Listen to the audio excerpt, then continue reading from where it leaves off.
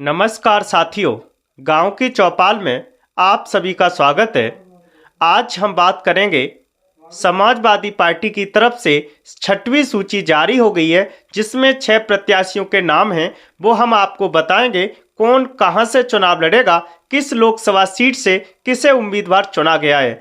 तो वहीं बताएंगे बीजेपी की तरफ से उन सीटों पर किसे उम्मीद बनाया गया है, कौन से घटक दल को कौन सी सीट दी गई है। इस पर हम विस्तृत रूप से चर्चा करेंगे। यदि हमारा वीडियो आपको अच्छा लगता है तो वीडियो को लाइक, शेयर और सब्सक्राइब जरूर करते रहें और हमारे साथ बने रहें। और आज हम बात करते हैं सबसे पहले घोसी लोकसभा सीट की। घोसी लोकसभा सीट पर समाजवादी पार्टी ने राजीव राय को अपना उम्मीदवार बनाया है। ये जो समाजवादी पार्टी के प्रवक्ता हैं, इन्होंने इन पर अपना विश्वास जताया है।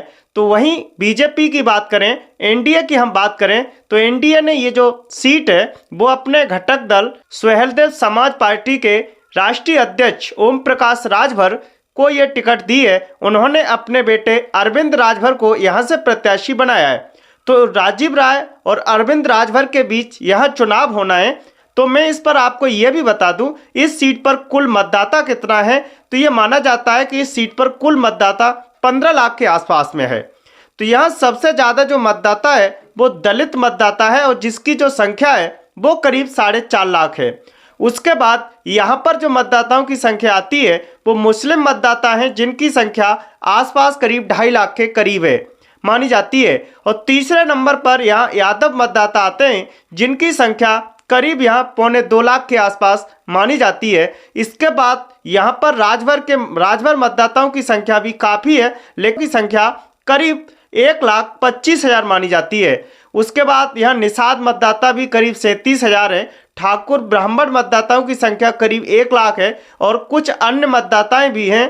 तो इस प्रकार कुल मतदाता 15 लाख हैं। तो इस बार जो लड़ाई होनी है वो राजीव राय और ओम प्रकाश राजभर के बेटे अरविंद राजभर के बीच होनी है। अब मैं बात करता हूं अगली सीट बागपत की। बागपत से समाजवादी पार्टी की तरफ से मनोज चौधरी को यहां प्रत्याशी बनाया गया है। तो वहीं बीजेपी के घटक दल हैं आरएलडी, यानी कि अभी हाल ही में शामिल हुए, उन्हें 2 सीटें दी गई हैं। एक बिजनौर सीट दी गई तो दूसरी बागपत से उन्होंने राजकुमार सागवान को ये टिकट दिया है। तो इस बार लड़ाई मनोज चौधरी और राजकुमार सागवान के बीच होनी है। और जो ये सीट है, यहाँ पर जो मतदाता हैं वो जाट, गुज्जर और मुस्लिम बाहुल मतदाता हैं, लेकिन यहाँ पर कुछ दलित मतदाता भी आते हैं। कुल मिला के ये भी करीब 15 से 16 लाख करीब यहाँ टोटल मतदाता आता है। जो मैंने ये मतदाताओं की संख्या बताई है, करीब करीब यहाँ समथिंग सभी की संख्या 3 लाख के आसपास बताई जाती है। तो कुल मिलाकर के 15 से 16 लाख मतदाता है। तो यहाँ पर भी लड़ाई बहुत दिलचस्प मानी जा रही है। अब देखना होगा परिणाम कैसे आएंगे, जीतेगा और हारेगा कौन, ये तो रिजल्ट के बाद ही पता चलेगा। लेकिन लड़ाई बहुत दिलचस्प यहाँ पर होने जा रही है। आगे मैं आपसे बात करता हूँ गौतम बुद्ध नगर सीट की। गौतम बुद्ध नगर लोकसभा सीट से समाजवादी पार्टी की तरफ से यहाँ पर जो उम्मीदवार समाजवादी पार्टी की तरफ से जिन्हें उम्मीद बनाया गया है, उनका नाम है राहुल अवाना। और यहाँ जो बीजेपी कैंडिडेट हैं वो हैं महेश शर्मा, जो लगातार सांसद यहाँ से बने हुए हैं, लेकिन एक बार फिर से उन पर विश्वास जताया है बीजेपी ने और उन्हें एक बार फिर से उम्मीदवार बनाया है। माना जाता है कि वो एक बड़े लीडर हैं बीजेपी में और एक बड़ी जीत हासिल की है उन्होंने कई बार। इस बार भी उनका मुकाबला राहुल अवाना के साथ होना है, लेकिन माना यह जा रहा है कि बीजेपी यहाँ काफ़ी आंकड़े के अनुसार बड़ी बढ़त के साथ आगे है। लेकिन अब देखना होगा कि यहाँ पर जो मतदाताओं की संख्या है, और इस बार जो समाजवादी पार्टी ने अपना प्रत्याशी बनाया है राहुल अवाना को, तो इस बार ये मामला बहुत दिलचस्प होता हुआ दिखाई दे रहा है, क्योंकि यहाँ करीब 4.5 लाख मतदाता ठाकुर मतदाता बताए जाते हैं। तो 3.5 लाख मुस्लिम मतदाता और 3.5 लाख गुज्जर मतदाता और 3.5 के आसपास ही यहाँ कुछ अन्य मतदाता भी हैं। ये जो सीट है 2009 में बहुजन समाज पार्टी जीती थी। उसके बाद लगातार यहाँ 2014-2019 में बीजेपी का कब्जा है। तो इस बार जो लड़ाई होगी, इस बार का माना जा रहा है कि इस बार की जो लड़ाई है वो बीजेपी और समाजवादी पार्टी के बीच होने जा रही है। तो हम अपने सभी साथियों को ये बता रहे हैं, लेकिन अगली सीट पर हम आपको बताने जा रहे हैं पीलीभीत। पीलीभीत काफ़ी हॉट सीट मानी जाती है। पीलीभीत बरूण गांधी, मेनका गांधी का ये यहाँ पर काफ़ी 30 साल से ये कब्जा बताया जाता है। काफ़ी बार वो कई जनता दल से जीती हैं, उसके बाद 2 बार वो निर्दलीय भी जीती हैं। उसके बाद उन्होंने ये सीट अपने बेटे बरूण के लिए खाली की और वो भी यहाँ से 2014 में चुनाव जीते। तो ये माना जा रहा है कि इस बार बीजेपी बरूण गांधी का टिकट काट सकती है, ऐसा कुछ बताया जा रहा है। अभी तक यहाँ बीजेपी ने अपना कैंडिडेट नहीं उतारा है, लेकिन समाजवादी पार्टी की तरफ से यहाँ पर जो प्रत्याशी बनाया गया है वो भगवंत शरण गंगवार को अपना प्रत्याशी बना दिया गया है। और बीजेपी देखना होगा किसे उम्मीदवार बनाती है। माना यह भी जा रहा है कि बरूण गांधी को यदि बीजेपी टिकट नहीं देती है तो वो यहाँ से निर्दलीय चुनाव भी लड़ सकते हैं। ऐसा माना जाता है कि ये उनकी काफ़ी ताकतवर और बाहुल सीट मानी जाती है।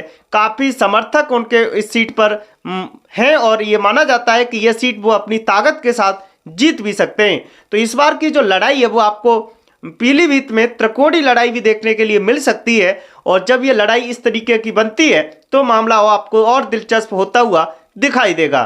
तो इस सीट पर भी हम आपको बता दें, करीब यहाँ पर 17 लाख वोटों की संख्या है, यानी कि कुल मतदाता यहाँ 17 लाख है। इसमें से ज़्यादा मतदाता यानी अनुसूचित जाति, मुस्लिम मतदाता और सवर्ण मतदाताओं की संख्या बहुत ज़्यादा है।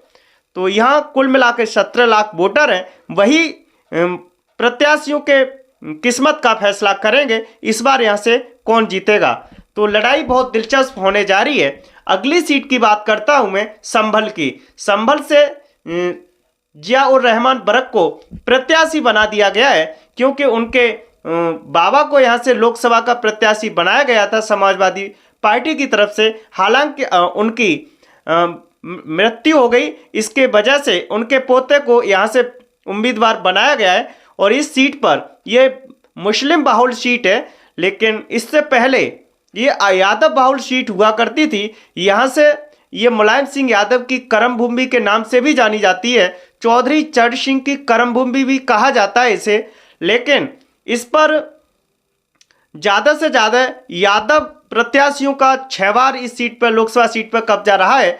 करीब 2 बार यहाँ से मुलायम सिंह यादव सांसद बने, तो करीब 1 बार प्रोफेसर रामगोपाल यादव और 1-2 बार यहाँ से धर्मपाल सिंह यादव को भी सांसद बनाया गया है। तो इस सीट पर काफ़ी मामला दिलचस्प होगा। लेकिन ये सीट 2 बार से शफीकुर रहमान बरक यहाँ से सांसद थे 2009 में और 2019 में वो चुने गए थे।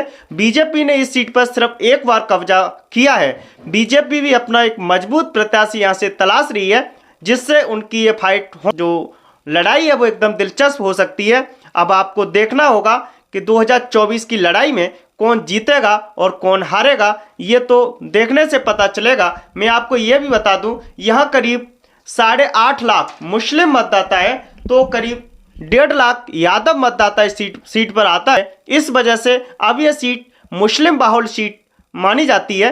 तो इस वजह से यहाँ समाजवादी पार्टी, यानी कि 2019 में जो बसपा और सपा का गठबंधन हुआ था, तब यह सीट समाजवादी पार्टी के खाते में गई थी। लेकिन इस बार की जो लड़ाई है वो काफ़ी दिलचस्प होने जा रही है।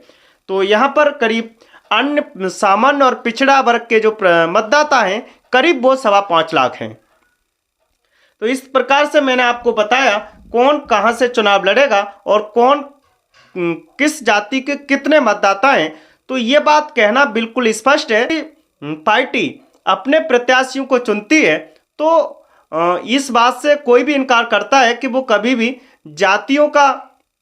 जाति से ऊपर उठ करके प्रत्याशियों को चुना जाता है। लेकिन जब ये आंकड़े देखे जाते हैं तो उससे ये स्पष्ट होता है, कोई भी पार्टी अपना उम्मीदवार उतारती है तो वो ये जरूर देखती है जाति समीकरण से अपनी गोटियां बिठाने का कार्य करती है, और वो सोचती है कि यदि उसका बेस वोट ऐसा मजबूत है तो वो अन्य जातियों को जोड़ करके वो अपनी सीट निकालने की कामयाबी को हासिल करना चाहती है। इसमें अब चाहे समाजवादी पार्टी हो, चाहे वो बीजेपी हो, चाहे वो बसपा हो, कोई भी पीछे नहीं है। क्योंकि समाजवादी पार्टी इस बार की रणनीति से ये स्पष्ट है वो कि अन्य जातियां हैं उनमें अपने प्रत्याशियों को उतार करके वो अपने बेस वोट को जोड़ करके इस बार की जो लड़ाई है वो दिलचस्प बनाना चाहती है। वहीं बीजेपी के साथ कहा जाए तो पिछड़ा और दलित और सवार्ड वोट के साथ वो एक बड़ी जीत की ओर बढ़ती हुई दिखाई देती है। ये परिणाम बताएंगे कौन कितनी सीटों पर जीतेगा हारेगा, लेकिन हमने आपको बताया कि अभी हाल ही में 6 लोकसभा सीटें समाजवादी पार्टी की तरफ से क्लियर की गई। वहां पर समाजवादी पार्टी और बीजेपी की तरफ से किसे किसे उम्मीदवार बनाया गया। हमारा वीडियो आपको अच्छा लगता है तो वीडियो को शेयर, सब्सक्राइब और लाइक जरूर करते रहिए और हमारे साथ बने रहिए।